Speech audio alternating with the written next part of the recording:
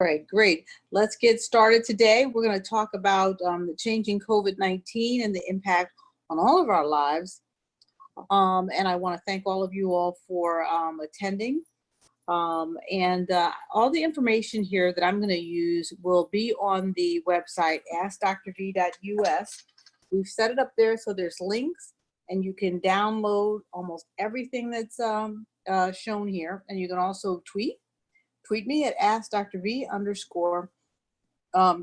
As many of you know, I'm an emergency medicine physician, treated COVID patients, and this is my fourth pandemic now. And so the goal really is to really get a plan and get us all through this. So the presentation is going to be 10 to 15 minutes. Then after that, we're going to go straight to Q&A, and normally we take the written questions first. And then we take any questions by live if we can. The questions that we take are either in the chat box, which is down at the bottom, or at the Q&A. So everyone is in listen mode during the presentation, so let's get started. The intention for the webinar is to keep everyone informed on COVID-19 science so they can keep themselves and their family healthy. The outcome is that people are motivated to really think and look and create an action plan, or adjust an action plan, or improve upon an action plan. And you may have an action plan for your family, for yourself, or you may actually have an action plan for a broader community that you represent if you are involved in a community organization or a homeowners association or a union or something like that. All right, let's get started. The CDC Director, Robert Redfield, said that we could drive the pandemic into the ground if everyone wore a mask for 6 weeks. We have certain areas now that are beginning to look at shutting down. They may have opened up a little bit too aggressively. The CDC said 1 or 2 months, if everyone wore a mask, we could actually really put this into the ground and actually have this infection under control. So one of the things that I always say to people is, like, we have to really look at what is the thing that we're resisting that'll actually really make a difference, right? Otherwise, we wind up kind of smoldering and dealing with this where we're not really open and we're not really closed, and hospitalizations and infections continue, and you know, your ICUs are chronically overrun, and the death count continues. This is Peter Zai, and he is the creator of the N95 mask. And he actually put out a report with what he felt was his recommendation. So I figured, since he has the patent for the N95 mask, what does he say about masks? So his recommendation was to purchase 7 masks, either an N95 or a KN95 mask. I actually put here, this is, the left is eBay and the right is Amazon. So this is basically, they were anywhere from you know, $1 to about $3 each. He said to actually purchase 7, so you have 1 for each day of the week. And then when you get done with it on a Monday, you hang it up. And then the next day you use your Tuesday mask. And then at the end of Tuesday, you hang it up. And his thought was, you know, with hanging it and letting it sit for a week, that really is more than enough time for any virus that gets on your mask to be deactivated. And that these 7 masks could then be rotated, and actually the purchase of 7 masks would be good for about 5 to 6 months. To wear a mask or not wear a mask, I just want to show here what the difference is. If you have a COVID-19 carrier that doesn't know they're a carrier on the left-hand side, and you have a healthy person on the right-hand side. If the healthy person wears a mask, now in real life you don't know who's who, but if the healthy person wore a mask, the transmission is 70%. If the COVID-19 person wears a mask, the transmission goes down to 5%. And if both people wear a mask, the transmission probability goes down to 1.5%. So it does make a dramatic difference when all people are wearing a mask. We're going to have Gary Carter on Thursday talk a little bit more about all of the different types of masks. I just showed a couple of them here. The Spirion half respirator mask is about $100. That's in the upper left-hand corner. That is an N100 mask. blocks out 95% of the particles. That N95 and KN95 masks are on the left lower corner. And then we have various homemade masks and the regular medical mask. And those, like I said, are normally more like 50 or 60% effective. So we all know now to respect COVID-19. It is a droplet, but also an airborne disease. It's found to be airborne with singing or exercise, and it stays on surfaces for long periods of time. 45 seconds of contact can lead to an infection. And basically, if 100 people get in contact with the disease, about 60 to 80% of them will actually get COVID-19. This compares to, if you're talking about influenza, only about 30 or 40% of them will get the disease. A little bit about droplet and airborne. Droplets are larger. They usually only fall about 3 feet from their place of origin. Airborne is smaller particles, and they actually can go out into the air a lot longer. Think about tuberculosis or measles. This actually shows it in a graphic way. That's how come when we actually first got recommendations for COVID-19, it was 3 feet or less. But now they're telling people to stay 6 feet apart and even possibly more because it could be airborne. So it seems to be what's happening is COVID-19 is a large particle, but when it separates into micro droplets, which then can be airborne, it's still infectious. So normally when something kind of breaks up into smaller pieces, then normally it's not infectious, but that is not what's happening with COVID-19. It's also becoming aerosolized, as I said, singing, instruments, and heavy breathing. We talked about the fact that you cannot tell if you have asthma. You cannot tell the difference between an asthma attack or COVID-19. So it's very important for people with asthma, if they have home nebulizer machines, not to use them if they live with other people. If you must use them, you can go to a garage or go outside on a deck. There is a device called a spacer, which actually works and delivers just as much medication as a nebulizer. And it can be used even with a small infant and has a mask associated with it. All right, I get a lot of questions around vaccines. So I wanted to talk about the vaccine process, right? And so since COVID-19 is a coronavirus, we had actually started a vaccine for the bird flu, which is also a coronavirus. So several of the steps in this process had actually been started, which is why we could actually come up with a vaccine faster. So one, there's an exploratory phase, which is sort of like, how does the infection work? What are the key components that turn the infection on and off? There's the preclinical phase, which is where we tested in animals. That was all done during SARS. Then there's clinical development, where you give it to a small group of people and you just determine, is it safe or not? And sometimes you look at the immune response. Then phase 2 is you give it to a larger number of people, and it's usually a randomized trial. Then phase 3 is where you give it to thousands of people and you really get the safety, the efficacy, what are the side effects. Then there's a regulatory review and approval process. Then there is manufacturing, quality control, and distribution. So right now, there are about 80 different vaccines that are in the various levels of exploratory, preclinical, or phase 1, getting ready to go into phase 2. This slide is actually from about 2 months ago. So we now have some that are clearly in phase 2. And it actually goes into what sort of vaccines, what sort of vaccines are there, and they're color coded by the type of vaccines that we have.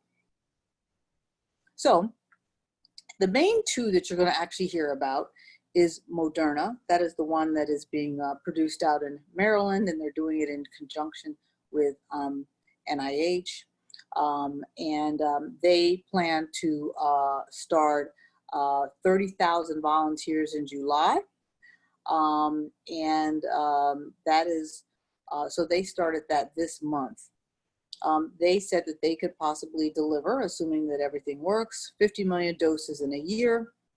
And what they're going to do is they're going to enroll. Now, this is 2 shots. So the thing about this this vaccine is you have to get 1 shot, wait a month, and then get another shot before you are fully vaccinated.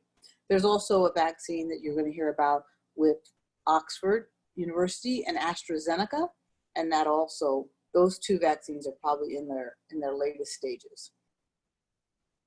All right, so let's talk about indoor spaces, because the fact that coronavirus could potentially be airborne really makes a difference for these types of spaces: movies, churches, gyms, office spaces, and schools. So movie theaters, really not possible to do a movie theater at this point in time because you're going to be sitting in a movie theater for such a long period of time. There's no windows. You're in there with a lot of people. There's really no way to safely do a movie theater. Similarly with church, because of the singing and use of instruments and the call and response. I know a lot of churches have done a very good job with going to Zoom or going to some sort of video interactive services. Gyms. Now, you'll see varying responses as far as gyms. Gyms have also been found to be a way in which coronavirus spreads significantly. Some gyms are closed, others are putting up barriers so that people can exercise and do various things. I personally would recommend exercising outside. It is dramatically safer to exercise outside. Office spaces, you'll actually see near the end of the presentation where we sort of rank the risk of certain activities, but going to the office for a week actually ranks moderately high on the risk list. And that is basically because you're sharing, even if you have your own office, you're still sharing ventilation. And when you have airborne as well as droplet disease, airborne, you really have to be concerned about ventilation. Now, obviously, if people are working outside, that's a completely different risk strata, but when indoor office spaces can be problematic with large number of people. All right, this is what we're talking about mainly is schools. All right, so let me just say first that there's no country in the world that has opened up their schools for face-to-face schooling with the infection rate, the community infection rate that we have. So the countries that have opened up their school, they've lowered their community infection rates and then also put in various safeguards as far as school. This actually shows a school in South Korea where all of the desks have a 3-partition plastic piece that is used so that way, and all of the students are also wearing masks. The American Academy for Pediatrics actually put together a article. This is on the website, and this talks about school reopening and all of the various things that you need to consider. We're not going to go through everything, but I'm going to go through the various categories pretty quickly. So one, they talked about for pre-K, the importance of really putting kids in cohorts, and then that is the cohort that they actually go to school with, that is the cohort that they eat with, and that is the cohort that they exercise with. Utilizing outdoor spaces whenever possible and limiting the number of unnecessary visitors in a building. Elementary school, they kind of get to the point where, you know, kids should be able to wear face masks, have desks that are 3 to 6 feet apart. Again, use cohorts and outdoor spaces whenever possible. Secondary school, the suggestions were similar, except for they added no singing, no exercise, so choir, or if there's any sort of choir or gym where the kids are gym class, things like that, where there's indoor exercising. It's safest to do these activities outdoors and actually spread out. Special education, this is basically a disclaimer that says you really have to look at special education on a case-by-case basis. Some children will be able to wear a mask. Some kids will not be able to, and that for special education, it really has to be determined on a case-by-case basis. Buses, okay, so it encouraged looking at other ways of transporting kids if possible, if parents can bring kids to school. They also, again, looked at assigned seating by cohort. So you always sit at the same seat, and you're always sitting with the same group of people. Drivers should be a minimum of 6 feet from the students. Minimize the number of people on a bus at one time. Maybe use more buses, shorter routes. Also making sure to keep the windows open. This is important for the bus as well as for the classrooms.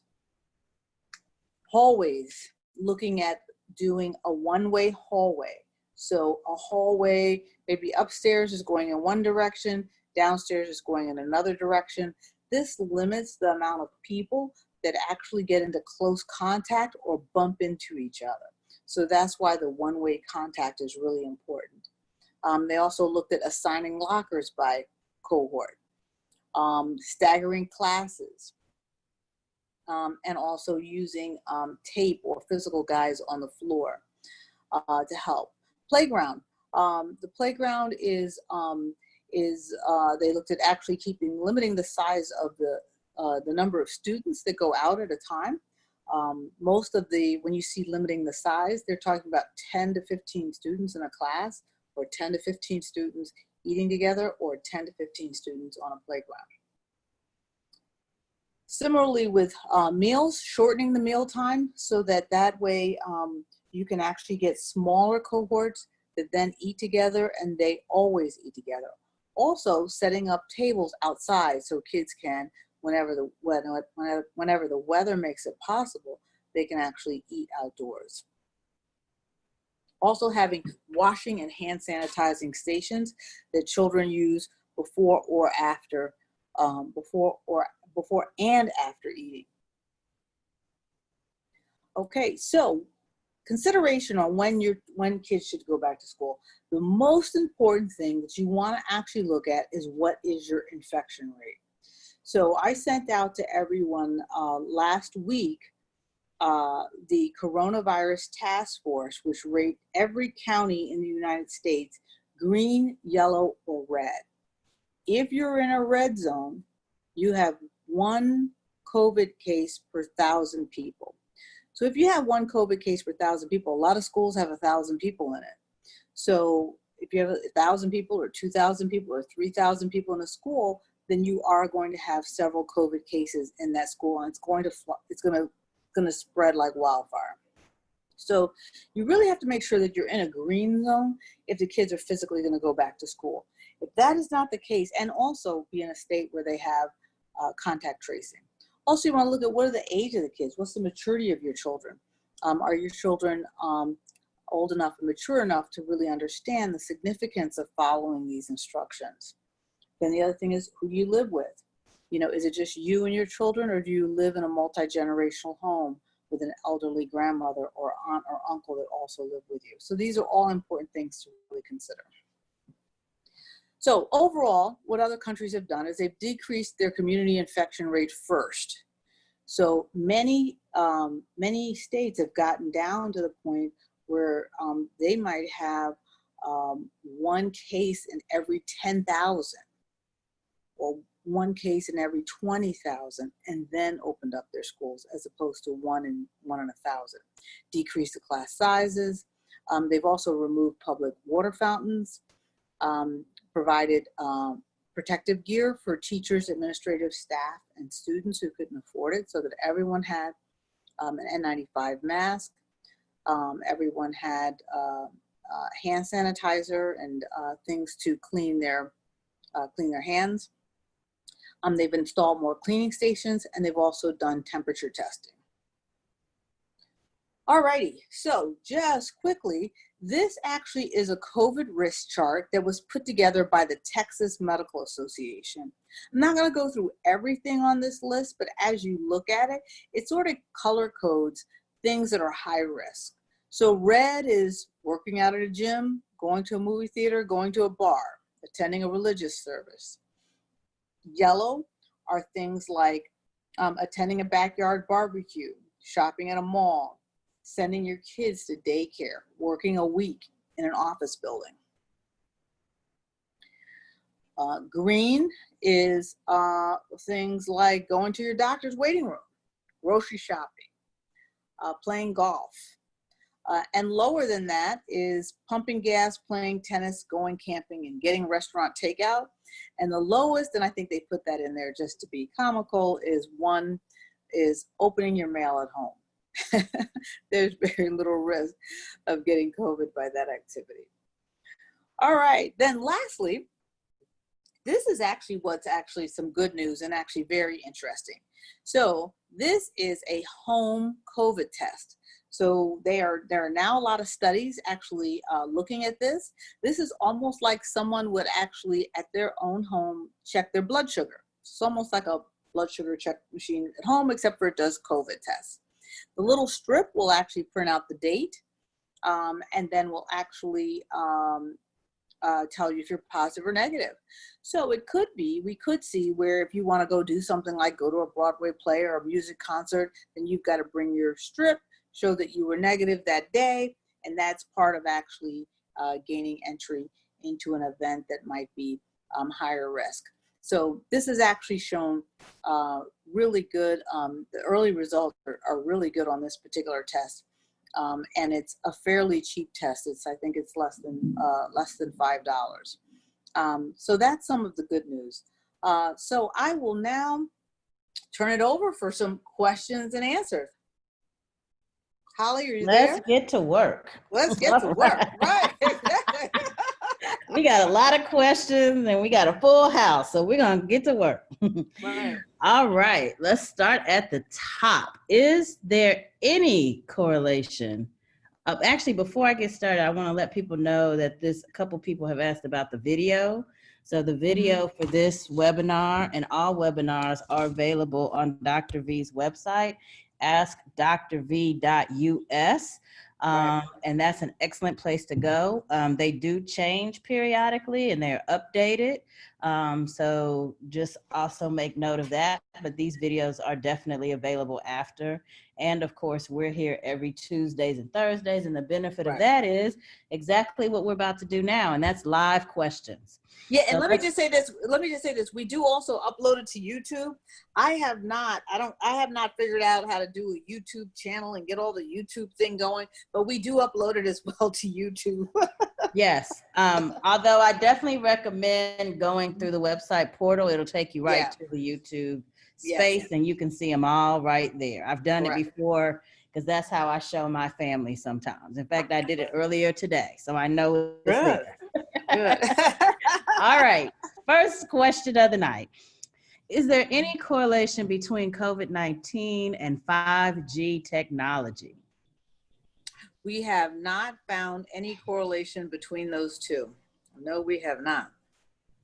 I know a lot of people have talked about it, but no, we've not found any correlation between 5G. COVID-19 is we've confirmed that it's from a bat. The issue is humans interfacing with animals. And so, whether or not it's from, the lab or from the market, we don't really know because, China hasn't really been forthright with that information. So, but we know it's from a bat. It's not from 5G. All righty. And what constitutes strengthening the immune system to reduce the possibility of being affected by COVID-19? Yeah, so there's two things that are actually really important. So one is vitamin D3. You can get vitamin D3 one very simple way, and you can take a 30-minute walk 3 times a day in the sun. Now, I know it's been about 100 degrees here. I don't know where it's been, where everybody else is, but you can also go to the store and buy some D3 and take it. And the other thing that improves your immune system is so exercise, exposure to sunlight, and also zinc. Zinc has also been found to be somewhat protective and helpful in COVID-19. Then there's a lot of things that don't help your immune system. So the things that do not help your immune system or decrease your immune system, obviously people who are on chemotherapy, anybody who's had a transplant, anybody who has an autoimmune disease, lupus, sarcoid, rheumatoid arthritis. Another thing that decreases your immune system is any sort of alcohol or drugs. And I know I wanted to ask while we're here on immunity, elderberry. What about elderberry? I've seen a lot of things lately about elderberry, which I've never heard of before. Yeah, no, you know what? Elderberry does have some good effects. I'm not sure if it's actual immunity. I'd have to check on that. But there is a tea, ashwagandha. Mm-hmm. So ashwagandha, I know, has some impact on immunity.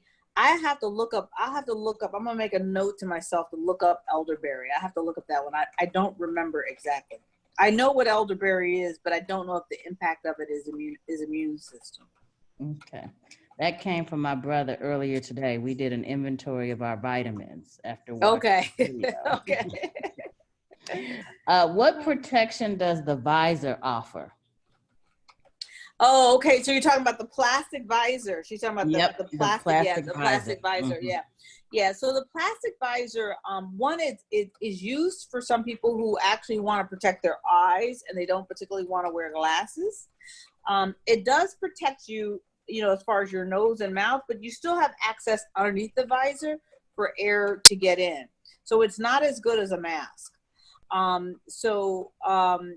Some people have used the visor when they have to take off their mask and they have to actually eat or drink something, because you can eat or drink with the visor.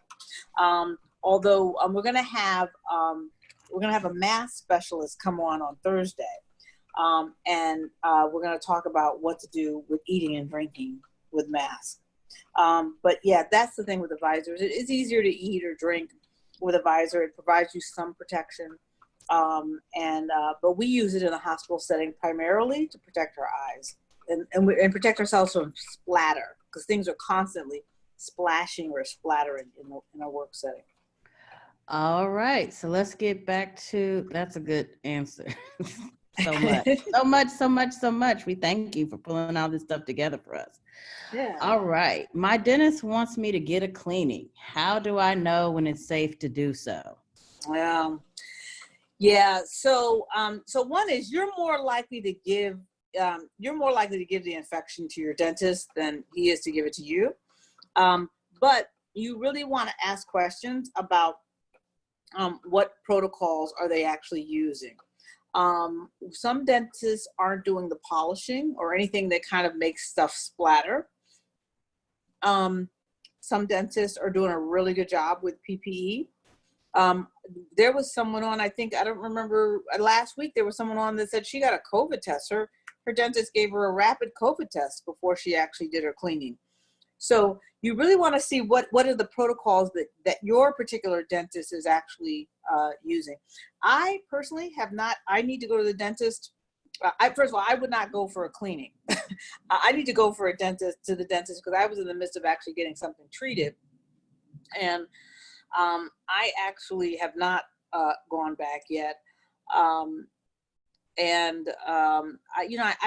almost feeling comfortable myself, but I am going to have a conversation with my dentist about what she's actually doing, so that I can actually figure out whether or not it's best to go back. So ask them what they're doing, and be, I think those are fair questions. Those are fair questions to even ask a retailer. What are you doing around? What is your mask policy? If you're going to go to a restaurant, what's your policy at your restaurant? What capacity are you allowing in your restaurant? I think you really have an opportunity. You don't want to get someplace and be surprised.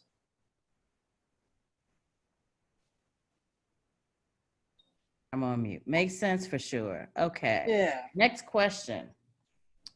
Are PM 2.5 mask suitable protection against COVID-19?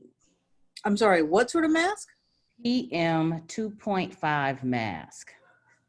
PM 2.5. I have not heard of that sort of mask, but I'm going to look it up right now. So why don't we go on to the next question and then I'll look it up. You said PM 2.5. Yes, PM 2.5. Okay. Mask. Okay. All right. Oh, okay. Okay. Okay. So those masks, so one is I like those masks because they come very high up over your nose and very lower down. Now those masks can come with a carbon filter. I would use them with a carbon filter. Okay. But they're not as good as the KN95 mask. But those masks are very good. You see the reporters wear those masks a lot. I didn't know that was the name of them. Perfect. Yeah. Are you familiar with the herbal remedy that the president of Madagascar, sorry for the mispronunciation, touts as the COVID-19 cure? Is it?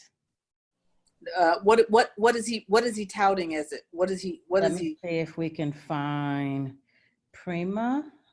And I think you're still the host. So that's from Prima. Do you see her? Oh, okay. Because you're the host, so I can't. Okay. We can ask them. I don't, oh, here she is. Okay. Okay. Okay, Prima, you can unmute. Tell us, what is this cure? It starts with an A, and I actually bought some tea. I'm gonna go get it. Is that the ashwagandha? It's not ashwagandha. It's something else. Okay. I'm gonna go get the tea bag. Okay. All right. You get the tea bag, and we're gonna go on to the next question. And we'll come right back to you. And we'll come back to you. All right. Cool. We'll come back to her. All right. So next up, how do we get the home tester? Oh, that's what I want to know. Yeah, so that's not FDA approved. I was showing you something that is going to come out, or I think may come out. I'm hoping that we see that. I'm hoping that we see that FDA approved before the end of the year. That's gonna change my life. Oh, I know, right? Won't it? No. That's why when I was reading about it, I think they're going to apply for FDA approval sometime in the fall. So trust me, I am watching it, and you will hear it here. Because I said I want one of, and you don't have to. This is what's so great about it. You don't have to stick anything in your nose. It's a saliva. It's a saliva test. So that's what I want anyway. I want a saliva test. That's right. So all you do is spit into that little round area, and then it turns positive or negative, almost like a home pregnancy test. I love it. Yes. Love. I'm getting 19 of them. Right. Testing everybody. Spit in here and sit out on the porch till your thing That's comes right. back. That's right. And if you get 2 lines, you go home. Take the test with you. Exactly. Yeah. No, it looks really good. I'm really looking forward to it. It at least will allow you to have some small gatherings. You know what I mean? And see some friends that you haven't seen and things like that. So yeah. Awesome. So you were talking before about the D3. Yes. So how much of it should you be taking or have daily? Yep. You know what we had done a slide. We've done a slide on this one. So when we looked up, let me look that up because I actually did a slide. We did a slide on this and we actually looked up the D3 and the zinc dosage. So give me just a second because I was actually surprised that the D3 does come in higher doses than what you should actually take. Okay, so recommended dosage for D3 is 50 to 400 international units per day. But as I said, 30 minutes of exercise. 30 minutes of walking in the sun 3 times a week, you have all the D3 you need. Perfect. Right? And the zinc, I think the zinc was 500 milligrams. But let me just check real quick.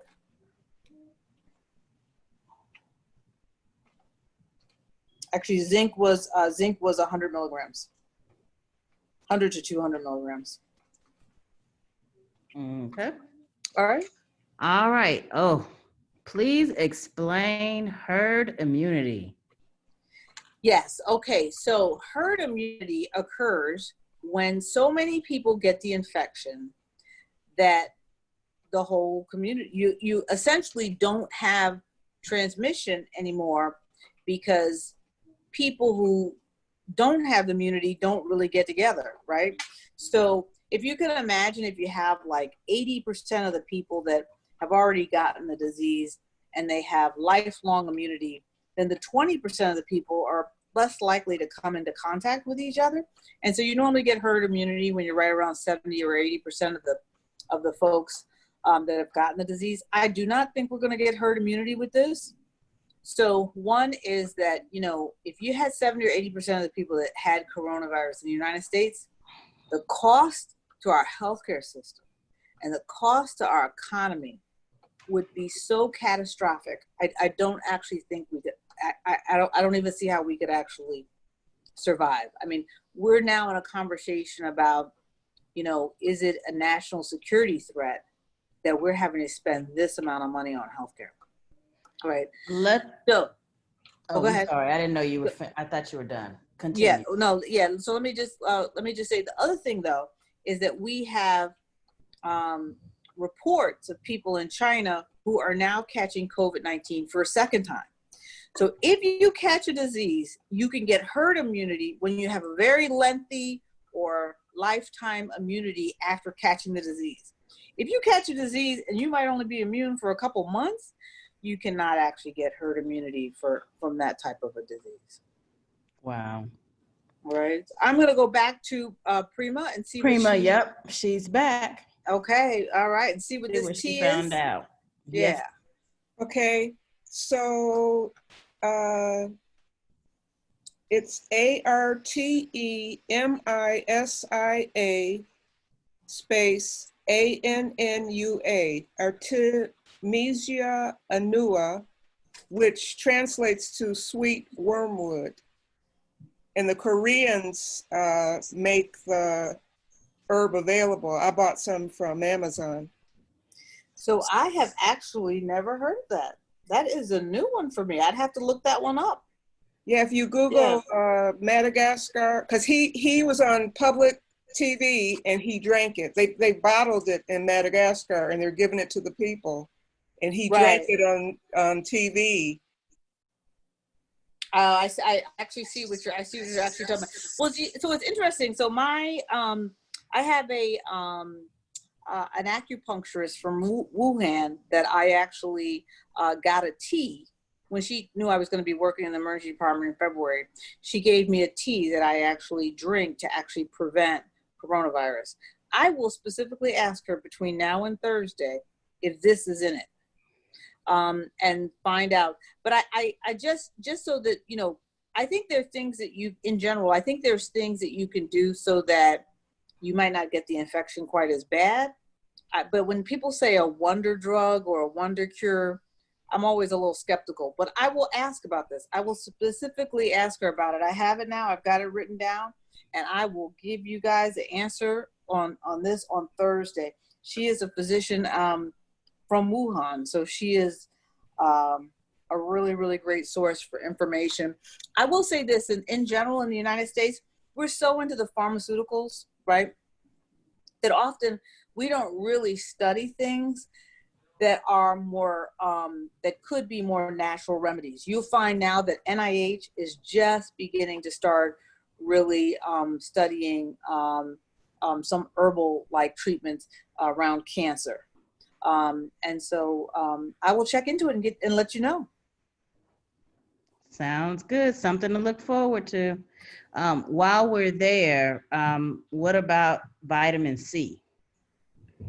Vitamin C hasn't been found to have any effect. Okay. in terms of immunity? No. Okay, perfect. All right, let's go to the next question. I have friends who live in Sao Paulo and Rio de Janeiro. Tongue tied today. Rio Rio de de Janeiro? Janeiro in Brazil. That's because I'd like to Yes. go. I love that part of I'd love to go too. the Some of them are considering leaving the country by airplane to stay with relatives in a state in the United States once flight restrictions are removed. Then, of course, they quarantine themselves for 14 days.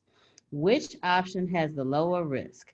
Staying in an outbreak city in Brazil or traveling by airplane for a 9 to 11-hour flight that plus the time spent in airports. Also, can you tell me how to determine when? Oh, let's start with that one. How about that? And then we'll come to the second part. So, what's the Okay. best option? Staying in the city with the outbreak or traveling by airplane and being in airports 9 to 11 hours? So one, it depends upon your ability to access healthcare in both of those places, right? So if you have insurance where you can get healthcare in either place, I would probably suit up in a hazmat suit, a Tyvek hazmat suit, and a Spirion respirator and come to the United States. Once you get to the United States, people hear a lot about quarantining for 14 days. There are significant people who are still positive with coronavirus after 14 days. It is very important, if you're not tested after 14 days, you don't have 2 negative tests, you don't have the ability to get 2 negative tests, that you quarantine for 21 days. Okay. And the next part of that question is, can you tell me how to determine when the virus level conditions are best as it relates to planning the time of year for a flight? Oh gosh. So a flight, you really can't tell for a flight because you're actually, when you get on a flight, flights are the vector for all pandemics, right? So even if you look at HIV, influenza, all of these things become pandemics usually because of flights, right? So because you have people on the plane, some people are from that city, some people are going to that city, you really cannot figure out the best time. We had a whole conversation about flights, and I really recommended that if you don't really absolutely need to take the flight, that you don't fly until you're vaccinated. Okay. If you really feel like you have to go, then you need to go with a Spirion N100 mask, which is the $100 mask that I showed, plus the Tyvek suit. Excellent. And we do have a hand up, but before we go to the hand, let me get these other 2 questions in that came in first, and then we'll go to the hand. Please explain the antigen test. Is there a home test? There's not a home test for the antigens because the antigen is a blood test. So there's no home test for the antigen. So basically what that is doing is that is determining, whether or not you have been exposed to the coronavirus or not. And so that is basically what that test is for. And there's no home test for it. Mm-hmm. Okay, if your gym allows only 2 people at a time and you go with your partner, is it safe? Do you need to be concerned about who was at the gym before you, relating to both surfaces and also droplets that may remain in the air? Yes, you do. So there was one study where they actually swabbed compressors, and 25% of compressors had coronavirus RNA in the compressor. And this is why I say I would not go to a gym, right? So it's not just about, again, because it's airborne and droplet. And the study actually is funny. The slide that I actually took out was how we determined that it was airborne. And one of the studies, which is going to come out in the month of August, is a South Korean study at a gym. And specifically, it was 112 cases of COVID as a result of a dance class. So, and it's the huffing and puffing and exercising that's actually aerosolizing COVID-19, right? And then you have an air conditioning system that is actually recirculating that air. Oftentimes in gyms, they're going to have the windows closed because they're trying to keep the gym as cool as possible. and they don't, this is not the time to be concerned about your electric bill. I said, this is the only time I will tell people run the AC and open up the window because the outdoor air is helpful. So, yeah, I wouldn't go to the gym.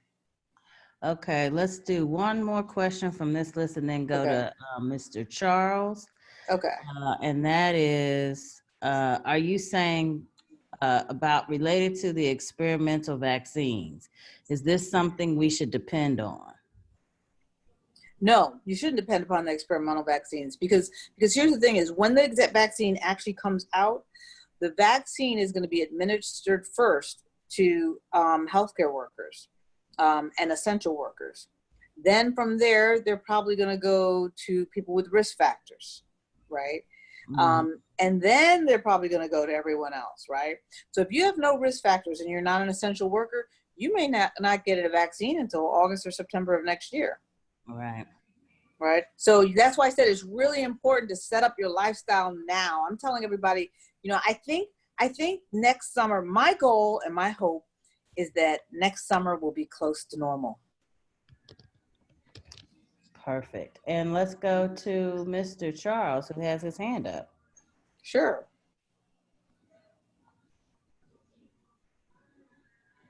No, you have. I have to. Oh, I forgot I had to unmute him. I'm sorry. There you go. All right. Thank you. Yes. Thank you, Dr. Crowder. I just wanted to say to your comment regarding people becoming reinfected. We have had cases within the United States of people becoming reinfected with COVID. Yep. And you cannot get herd immunity if people are getting reinfected. No. And just to echo your point, I would strongly suggest to people do not, discourage your young people, because this is mainly young people that are doing these COVID parties. Please, please, please discourage young people from trying to gather and trying to contract the disease, because we don't know. We don't know how the course of the disease is going to occur in an individual.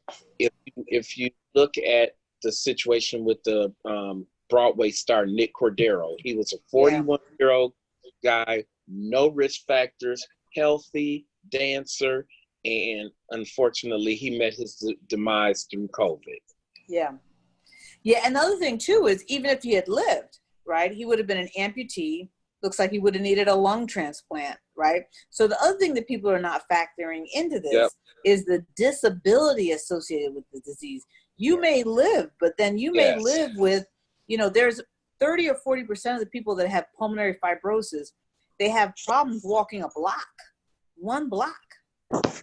That's the situation that a good friend of our family's has found herself in. She's had the disease now twice. She works in the medical field. Mm-hmm. And even though she did not die, she does have severe her lung capacity is way more restricted. They haven't diagnosed how severe it is yet. Mm-hmm. But she says every day she feels it because she still has breathing problems at times when she never had them before. Yep. Yeah, that's why this is so important. We have, thank you, Mr. Charles, for sharing that. We have 2 more questions in the queue, so I'm going to go to those. And then I want to thank Prima for sharing various articles in the chat. So thank you for that, and you all should be able to see those. I've been out of the house 3 times since May. She sounds like me. Am I at risk? Because I am not going out there getting COVID-19. She and I are from the same time. Yeah. So, if you go out and you just go out with a mask and you take your proper precautions and you're not someplace, again, if you tell me you're in Florida or Texas, I'm with you. I probably wouldn't go out either. But, if you're in a state where they're actually, doing the things that they actually need to do and they have a more moderate rate of infection, going out, with your N95 mask, washing your hands You know, I usually also keep the hand sanitizer and the wipes in my car. So I'm constantly wiping like my steering wheel in my car and my handles and things like that. I really do think that you can take the proper precautions and stay healthy in this environment, right? Mm-hmm. I think the issues come in when you're not taking the proper precautions and you have risk factors, you know, and you're in a state where things maybe are going haywire. That's when things can really become problematic. Awesome. As you are participating in national webinars and interviews, are you hearing anything about the country shutting down again? No, I'm not, but I think we're going to. We're going to have to. I think you're going to see Texas and Florida and Arizona and maybe parts of California. They're going to have to shut down, and parts of Alabama. They're going to have to shut down because the healthcare system is going to get overwhelmed. They had already said in McAllen, Texas, they lost over 100 healthcare providers because they got sick. So, you know, you just can't lose that. You know, this is almost like in certain states, this is like a plane crash every day, right? Yeah. And you just can't have this volume of people getting sick day in, day out, over and over again without burning out your staff. I mean, you're just literally going to burn out your staff as well as supplies or whatever else it may be. So I think they're going to have to shut down because I think what's going to happen is it's going to get too overwhelming. The issue is that if they do shut down, they shut down too late. You don't see the results of it for several weeks. It's not like if you shut down tomorrow, the emergency department the next day is still the same. The emergency department the next week is still the same. You know, look at how long it took New York after New York did that shutdown. They probably had to wait almost 3 to 4 weeks before they really started to see a decrease. Yeah, definitely. You know, so. They're asking if you could please give us the name of the tea again that you mentioned. The name. I mentioned the tea ashwagandha. Yeah, ashwagandha. Ashwagandha, ASHWAGANDA. And then I will check out this other tea that Prima said, which was Artemisia annua. I'll check that one out and get back to people on Thursday. Awesome. Has there been any testing regarding COVID-19 and, I hope I get this right, mutagenetic effects being passed on to the fetus? Yes. So we haven't seen mutations. And it's interesting. We also, they have had some children actually born COVID positive, but we haven't seen any mutations actually occur or any disability with the fetus as a result of it. Would you ride in an Uber, Lyft now to go shopping? I don't go shopping. I have everything delivered to me. I have everything. Me too.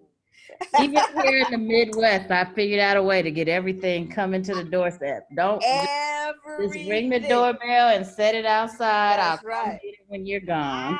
Seriously, I have everything. I mean, I have one sushi place where I go pick it up. And I have one restaurant that I go to that has picnic tables outside. And the picnic tables are very, very far apart. But no, I don't. I have not been inside a store. I haven't been inside a gym. I haven't been on a plane, and I haven't been inside a grocery store probably since about March. Wow. The only store that I really like, and I'm very upset that they're not on delivery, so is Trader Joe's. So the last time I went was sometime in March, and I bought like a ton of everything, and I still have stuff. And I bought a freezer. So I loaded up and I bought a freezer. So no, I don't go shopping. I don't go shopping for it. But let me just say this, is that I would use an Uber or Lyft to go to work. Let's say I was somebody who didn't have a car and I was normally on a metro. I think an Uber and Lyft is better than going on a metro. But also too, I bought an electric bike. Some people are buying scooters. There are things like that you can buy. There are very affordable ways to actually get around if you're in an area where, you're not driving 10 or 15 or 20 miles to work, but, you're within an area that you can actually scooter around or bicycle around and get there. Mm-hmm. Are golfers at risk without mask? Are they riding in the caddy with others? Yes. So if you're golfing, you want to make sure that if you're riding in the caddy, or also if you're, talking a lot, that you have a mask on. If you're staying 6 feet apart and you're outdoors, then that's, you can take a mask off. It's just more like enclosed areas like a caddy or or if you're, going inside to go have lunch or drinks or something like that. Mm-hmm. I don't actually, so when I play tennis, I don't wear a mask when I play tennis. Mm-hmm. Mm-hmm. But if I go inside to go to the pro shop, I put on a mask. Understood. Yeah. Okay, here we go. We have such smart people that come to this webinar. I know we do, don't we? Really I know. exciting to have this kind of level of discussion. Okay, are people getting reinfected, or is the virus being reactivated, like chickenpox and later shingles? Oh, good question. So I know, smart people we got in yeah, this we group. have some smart people. So actually we do know, at least in China, that it's a reinfection, because you can tell by the DNA, by the DNA of it, that it's a new infection. I have not seen where the virus actually reactivates like a shingles. So that is a good question, but we haven't seen the reactivation of the virus. However, this is all new. So, this is all new. So we haven't seen it as a reactivation. We actually have seen it as people catching it, literally being exposed to somebody else again who had it. All right. Well, I think that takes care of all of our questions, and it's amazing how this happens, but we're right on time. I know. It always happens. We seem to always end right at 9 o'clock, which is great. Yeah. So my request for Thursday is that everyone come to the webinar on Thursday with 2 guests, and bring your people in your family and in your life who may be skeptics. Yes. I have to tell you just a quick story as we end. I made my brother watch one of the webinars because he's actually downstairs in the gym working out right now, the home gym. Okay. And he had been very dedicated to wearing his mask, but he thought the mask was protecting him from COVID. So when I showed him the slide that you have, the video, yes, he said, wait a minute, they need to wear a mask to protect me? Yes. All this time? He said, wait a minute, how come they're not talking about this on the news? I thought I was safe. He said, do you know how many people I've been going around thinking I'm safe because I got on a mask? He said, what do you mean? You don't catch it by breathing it in? I said, no. So let me just say, it's worth inviting your friends and family, because it can be a life-changing experience. That's right. I mean, I get around people who don't have, listen, one time I was in a Target. The lady took off her mask and sneezed. I almost tripped over myself running out of the aisle. I was like, oh my God, let me get out of here.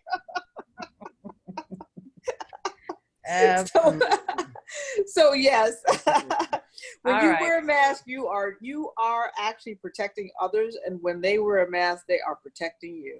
Amen. And what a great place to end. We will be back here on Thursday. All right. 8 p.m. And Dr. V, we're bringing friends. All right. Thank you. All right. Talk to you later. Thank you. Have a good evening. Bye-bye.